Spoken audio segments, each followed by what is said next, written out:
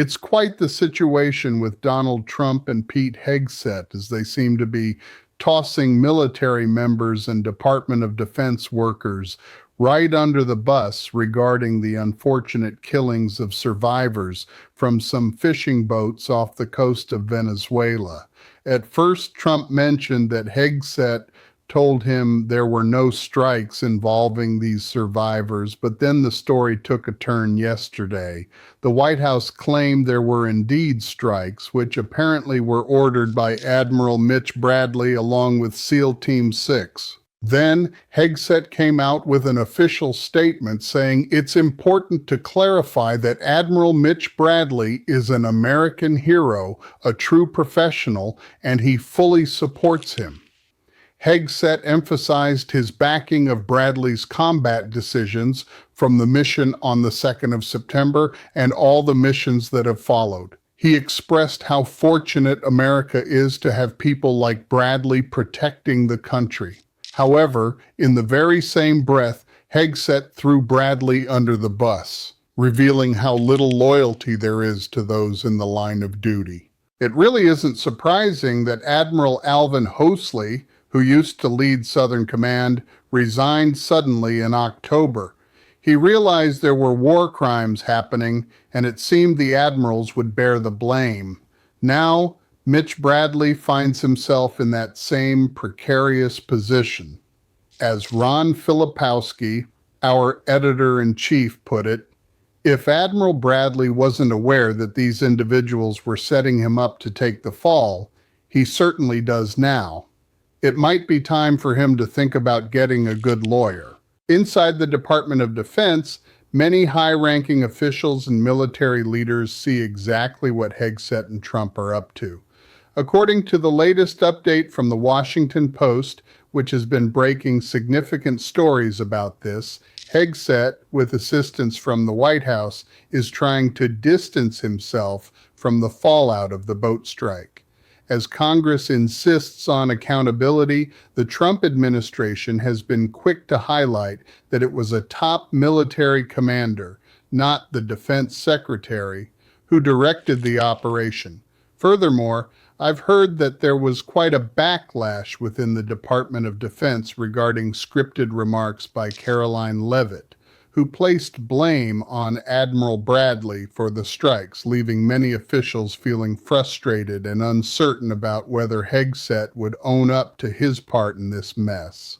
There's some serious talk happening within the military circles about a recent operation that has left many folks uneasy. Apparently, a top military official shared with the Washington Post that a statement from one of the leaders, Leavitt, left things pretty vague regarding who was really to blame for a second strike that resulted in the deaths of 2 survivors.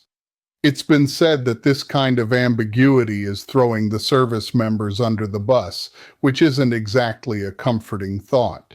Another official mentioned that some high-ranking civilians in the Pentagon were quite alarmed at the developments and were even considering their exits from the administration. I wouldn't be surprised if we start seeing quite a few people walking away because of this. Sam Stein brought up an interesting point about the Washington Post apparently scooping up major Department of Defense stories after they've been kicked out, making way for what he called sycophants who will print whatever the administration wants. On that note, there's also a right-wing figure, Laura Loomer, who recently showcased herself sitting at a desk where the Washington Post used to operate in the Pentagon. She seemed pretty proud, claiming that now it's hers because in her view, the new press will just echo whatever the White House puts out. It's a bit wild, isn't it? And let's not forget what retired 4-star General Barry McCaffrey had to say about all of this. Well, 100% for sure. There is a record of who said what when. We have to assume there will be an investigation, hopefully in the Senate Armed Services Committee, Senator Roger Wicker and Jack Reed, to get at the bottom of this. But look, the bottom line is the alleged incident of killing the last 2 survivors was quite clearly an illegal order. quite clearly a war crime if it occurred the way we're being told. That admiral who accepted the verbal order from Secretary Hegseth will also be held responsible for passing it on. So they've got to get to the bottom of this. We simply can't have the equivalent of a Nazi submarine in World War II machine gunning the survivors of a torpedoed ship. That's the equivalent statement. But Katie, the big problem is, where is Congress, Article 1, use of force? What are we trying to achieve in Venezuela? It's clearly not a counter-drug operation. There's 15,000 of the most sophisticated troops and naval vessels and aircraft and the U.S. inventory down there, entirely unsuited for anything except destroying an enemy armed force. So Congress must get involved. This is completely out of control. He describes the situation as completely out of control and is calling for a thorough investigation, possibly even from the Senate Armed Services Committee. He made it clear that if the allegations about the killings are accurate, it would certainly classify as a war crime.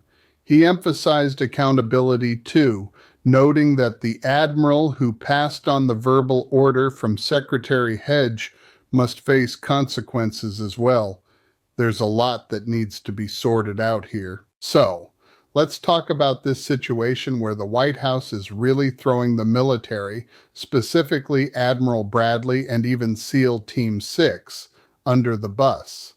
During a recent press conference, a reporter asked Caroline Lebet about the laws that were followed by Admiral Bradley in that strike. She mentioned the strike on September 2nd was supposed to be lawful and done in self-defense to protect Americans. But here's the kicker. She never actually cited any laws to back that up. Jackie. Thank you, Caroline. Following up on Gabe's question, you said that the follow-up strike was lawful. What law is it that allows no survivors? The strike conducted on September 2nd was conducted in self-defense to protect Americans in vital United States interests. The strike was conducted in international waters and in accordance with the law of armed conflict. Then another reporter chimed in, seeking clarity on whether Admiral Bradley ordered a second strike because there were survivors from the first one.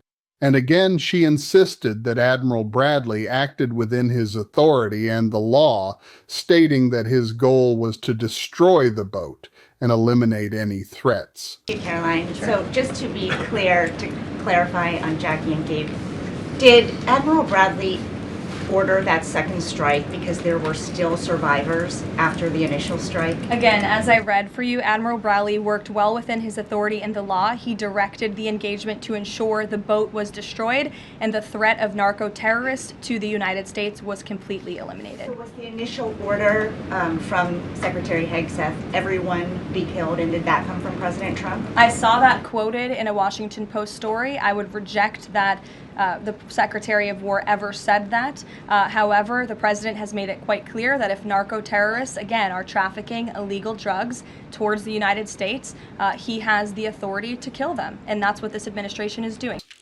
It raises questions, though, especially when it comes to the original orders.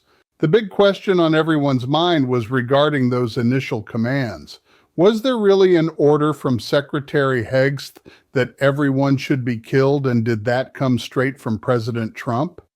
Caroline seemed to brush that aside, rejecting the notion that the Secretary of War would say such a thing, but she did mention that the president made it clear he has the authority to take out narco-terrorists if they're trafficking drugs toward the United States.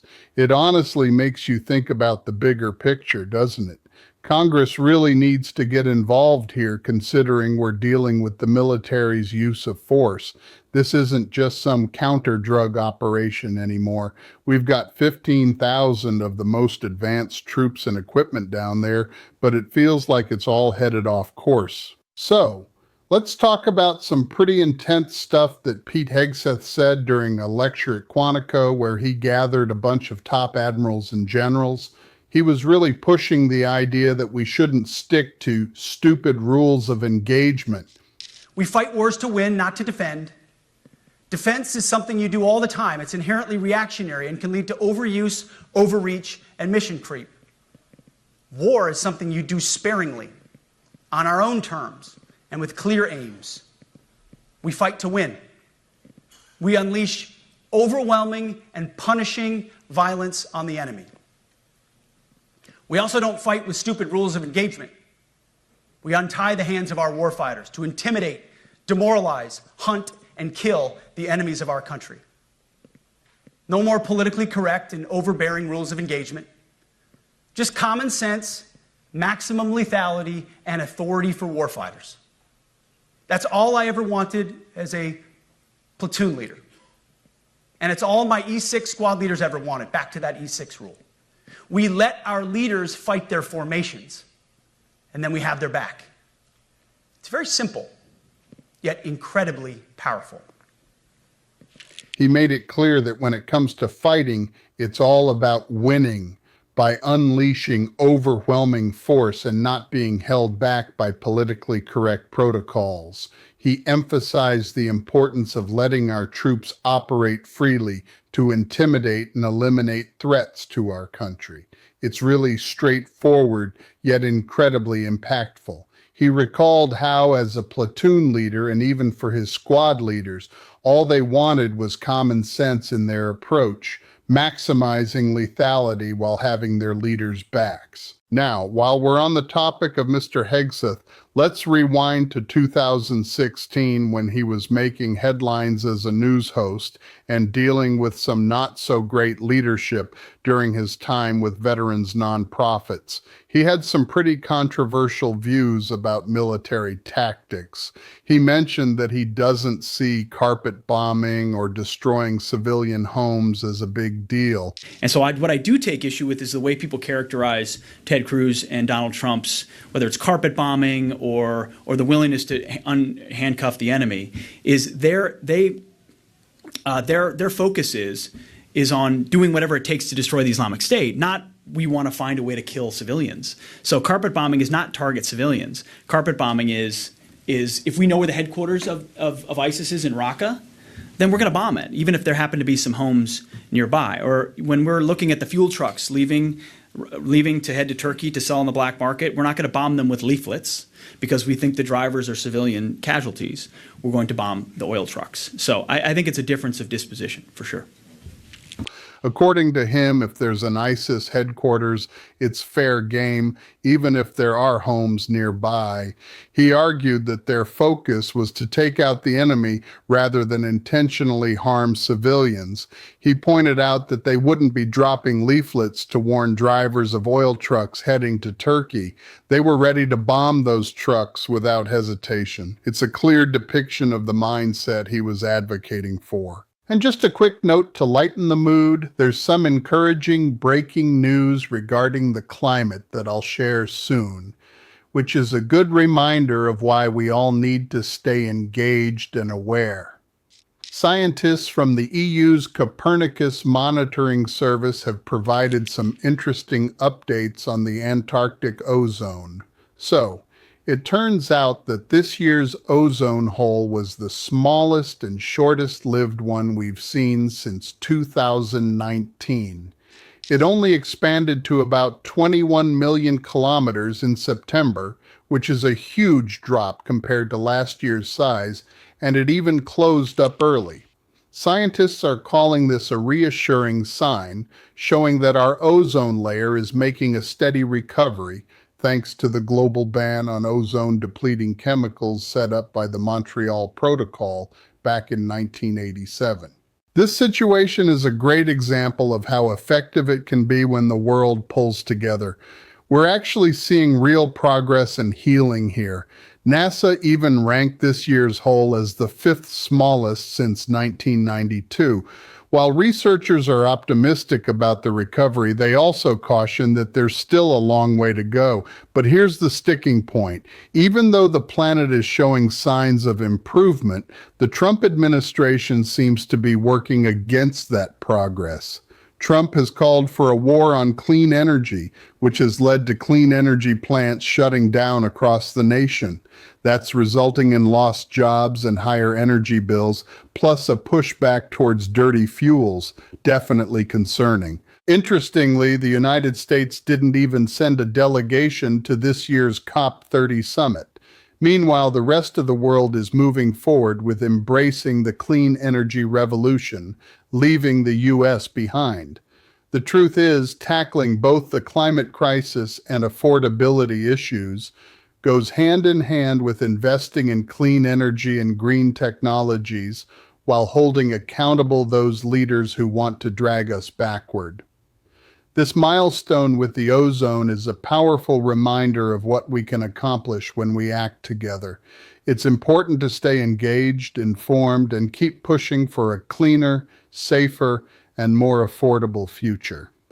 I always welcome your thoughts, so feel free to share what you think about this report or any other ideas about climate and energy in the comments below. I'm looking forward to hearing from you. And now, let's take a look at a clip featuring Pete Hegseth, where he talks about following rules of engagement and the mindset around warfare. It's pretty revealing what he has to say to this interviewer, so let's roll that clip. You've got to do it along all three levels. I mean, tactically, first of all, you have to untie the hands of warfighters, get the lawyers off the front lines or off the backs of guys. There's always going to be Army lawyers, I get it, but they need to be defending our troops more than trying to prosecute them and creating all these complicated laws that say, even in a civilian environment, in a complex neighborhood, if you kill one civilian, you're the bad guy. You can't fight and win a war that way. Operationally, you need to have, battalions and brigades where these lieutenant colonels and colonels are totally invested in having the backs of their guys and know exactly what they're doing. So, you know how in a civilian area, if you accidentally take out one innocent person, you're seen as the bad guy? Well, fighting a war gets pretty tricky when that's the case. You really need battalions and colonels who are 100% committed to their troops, making sure everyone knows what's going on. Now, there's this spokesperson for the Department of Defense, Sean Parnell, who really hasn't switched up his story since the weekend. He was going on about how the Washington Post had it all wrong by suggesting there was a second strike on survivors, calling it a false narrative. He's still on that bandwagon. According to Parnell, what's confirmed is that both the Washington Post and CNN pushed a fake news angle, claiming that Secretary Hegseth had issued a kill all survivors order, which he labeled as not only dangerous, but also a complete lie. As Ron Filipski, our editor-in-chief, put it, Parnell has just moved the goalpost to a totally different stadium. I also want to touch on what some Senate Republicans are saying about this whole situation. But before I dive into that, just a quick reminder to subscribe to our YouTube channel. We're aiming for 6 million subscribers by the end of the month, so hit that subscribe button. Now, Republican Senator Roger Wicker, who chairs the Senate Armed Services Committee, shared his thoughts recently. He mentioned that he's already spoken with the Secretary of Defense and is set to talk with the admiral who was overseeing the operation. Wicker noted that the Secretary had confirmed, as we've seen in the news, that there was indeed a second attack. When asked if survivors were harmed in that second strike, he didn't have the specifics but expressed confidence that they would gather all the audio and video evidence. But when Manu pressed him on whether he thought the second strike could be deemed a war crime, Wicker didn't give a direct answer. I've spoken to the Secretary of Defense and will be speaking to the Admiral that was in charge of the operation. The Secretary did indicate, which has now been in the news media, that there was a second attack. Were there survivors who were killed in that second attack? I don't have that information. Do you worry that? But I do think we'll get that information, and we're certainly going to have available to us all of the audio and all of the video. Chairman Wicker did not directly answer when Manu asked him whether or not he thought the second strike on those survivors was a war crime. You know, diving into some of the recent events, I came across an interesting moment with Pete Hegseth. He had this interview with Fox, which is that media outlet that positions itself as a legitimate news source, right? This was right after that tragic shooting on September 2nd, where some survivors of a boat strike lost their lives. So let me tell you what Pete shared during that chat. It's quite the commentary. He mentioned that the president was sending a very clear message to the cartels. He noted, and I totally believe him on this one, that he was watching the whole thing live. They knew who was on that boat, what they were doing, and who they represented. It was linked to a narco-terrorist group that the United States has designated as a threat, trying to harm the nation with illegal drugs. I watched it live.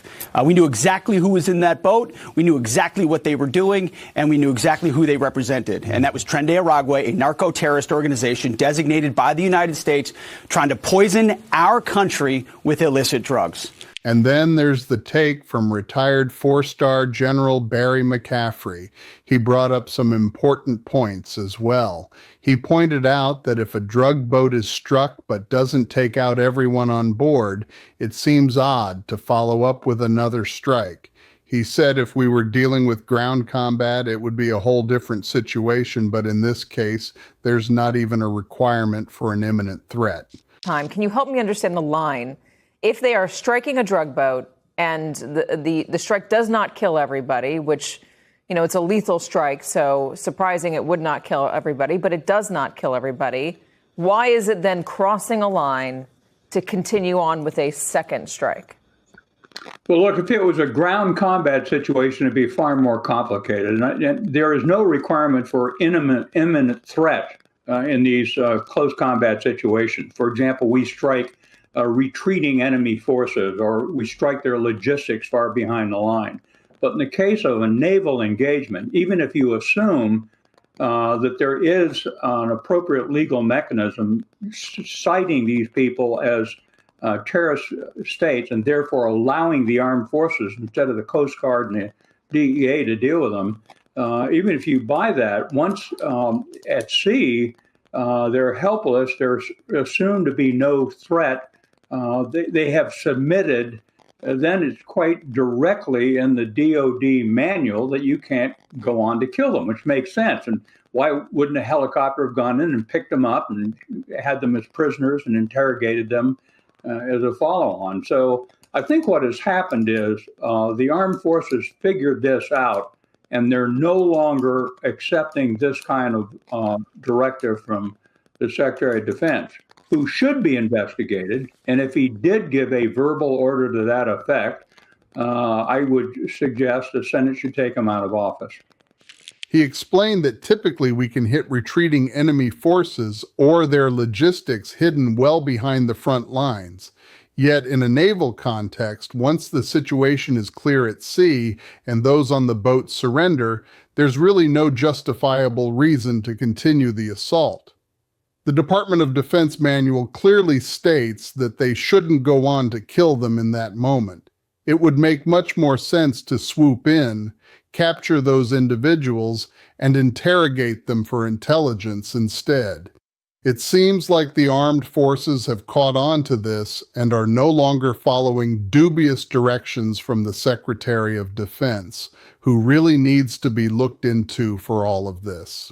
So, it's come to this point where if he actually did give a verbal order for those actions, I honestly think the Senate should kick him out of office.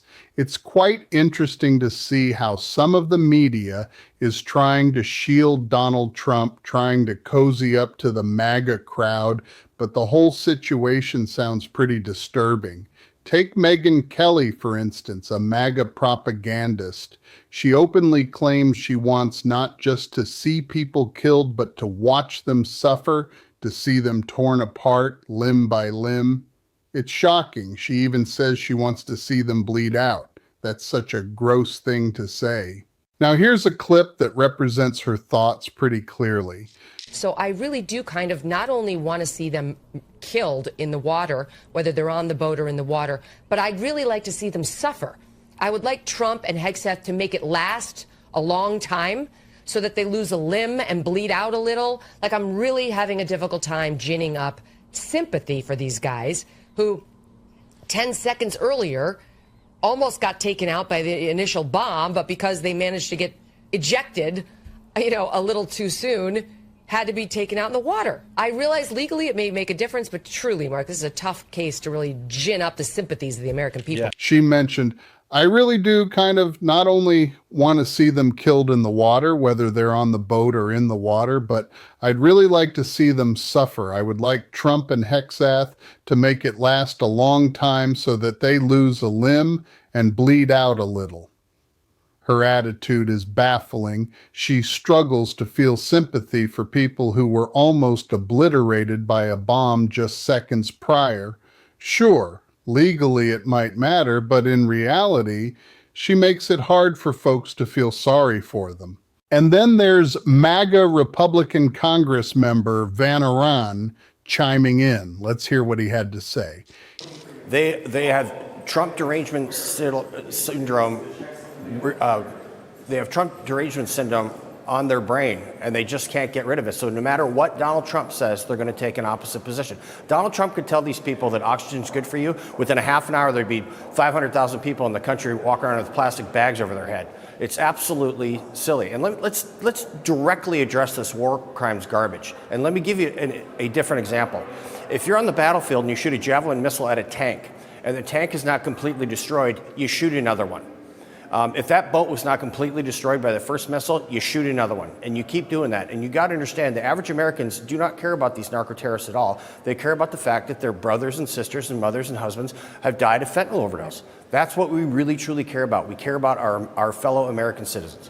He's pointing out that these folks are suffering from what he calls Trump derangement syndrome.